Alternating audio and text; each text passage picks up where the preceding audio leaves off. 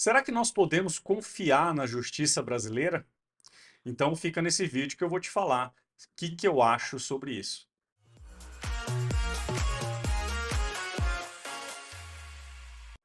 Olá, eu sou Leandro Provenzano, advogado aqui do canal Explicando Direito, o canal que traz diversas notícias e dicas do mundo jurídico que eu trago sempre em primeira mão aqui para que você possa saber como lutar pelos seus direitos toda vez que eles forem desrespeitados.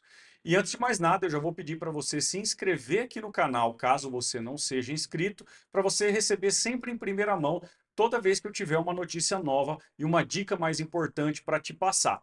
Então, curta esse vídeo e também compartilhe com quem você acha que pode se beneficiar dessa informação que eu trago aqui para você hoje. Primeiramente, como que funciona um processo judicial no Brasil?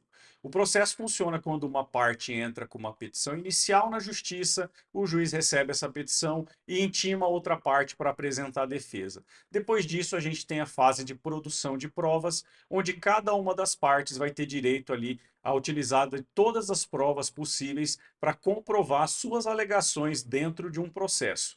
E aí, numa fase final, o juiz vai analisar tudo que foi pedido, a inicial e a defesa, vai olhar as provas que estão no processo e vai decidir, de acordo com os pedidos e provas, quem que tem razão naquela ação judicial. Então, o autor pode ganhar totalmente a ação, parcialmente, e pode também perder essa ação judicial de acordo com as provas que estão no processo. Então o juiz faz essa análise da prova e vai verificar quem que tem razão em relação àqueles pedidos que foram feitos na petição inicial, que inicia um processo judicial. E além das provas, algumas coisas podem prejudicar as partes a ganhar uma ação judicial, como por exemplo, perder um prazo. Então, é um pouco incomum, mas a gente vê com certa frequência uma parte perdendo o prazo de produzir determinada prova. A última vez que aconteceu isso aqui no meu escritório, por exemplo, foi quando um banco foi intimado a levar um contrato original para ser submetido a uma perícia grafotécnica, aquela que analisa se a assinatura realmente é daquele consumidor ou não, e o banco perdeu o prazo de levar esse contrato original para o cartório daquele processo. E aí, por causa disso, ele perdeu o direito de produzir essa prova grafotécnica e então certamente ele será condenado naquela ação que ele dependia dessa prova para fazer ali sua defesa ser vencedora. Então, nesse caso, essa perda de prazo faz com que essa empresa certamente perdesse um processo judicial, interferindo então no resultado de um processo. Mas, Leandro, o que você chama de erro judiciário? Do meu ponto de vista, um erro do judiciário, ele acontece todas as vezes em que as provas que estão ali naquele processo, elas não refletem aquela sentença que foi dada pelo juiz. Então, por exemplo, se eu comprovei que meu cliente teve uma negativação indevida e pediu uma indenização por danos morais, se a sentença falar que eu não comprovei que ele teve o nome negativado, mesmo tendo aquele extrato de negativação no processo, certamente aí aconteceu um erro judicial, onde a sentença ela é desconexa, ela é descasada, ela não tem nexo com aquelas provas que foram produzidas no processo. Ou ainda, quando que eu acho que tem um erro? Quando a legislação fala uma coisa, a legislação fala A e a sentença fala B. Isso, infelizmente, eu já vejo com certa frequência, de acordo com entendimentos de tribunais.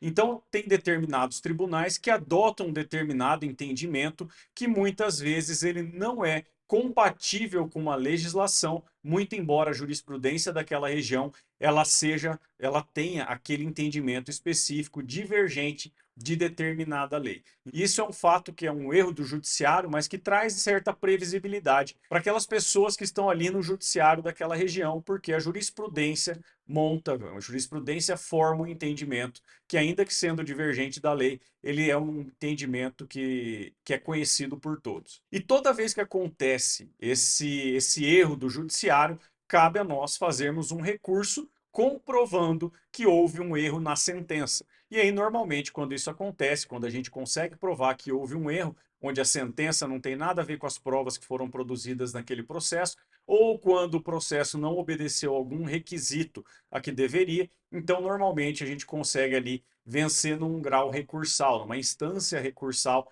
que é quando o nosso recurso ele é acolhido, ele é provido, então o nosso cliente tem o ganho de causa que ele almejava desde o primeiro momento. Mas, Leandro, a resposta do título desse vídeo você ainda não me falou. Podemos ou não podemos confiar no judiciário brasileiro? E a minha resposta é que sim, podemos. Os erros acontecem raramente. Porém, o que que acontece? Normalmente esses erros, eles são escancarados pelas partes, pelos advogados ou até mesmo pela imprensa.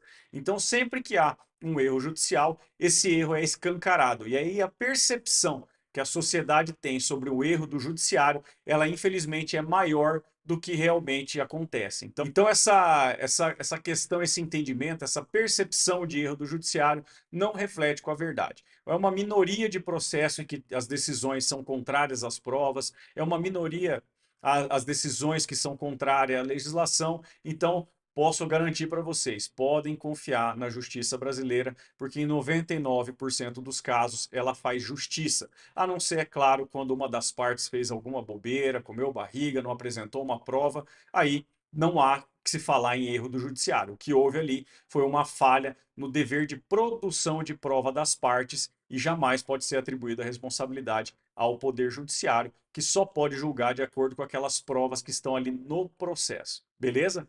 Se você já entrou com algum processo judicial, deixa aqui no comentário se você ganhou ou perdeu essa ação, como é que foi o seu processo. Agora, se você quiser me mandar uma mensagem, ou até mesmo sugerir um novo tema para eu trazer aqui para esse bate-papo, me manda uma mensagem por meio das outras redes sociais que eu vou deixar aqui abaixo na descrição desse vídeo. E eu peço mais uma vez, se você ainda não é inscrito no canal, se inscreve, curta esse vídeo e compartilhe com quem você acha que possa se beneficiar dessa informação que eu trouxe aqui para você hoje. Grande abraço.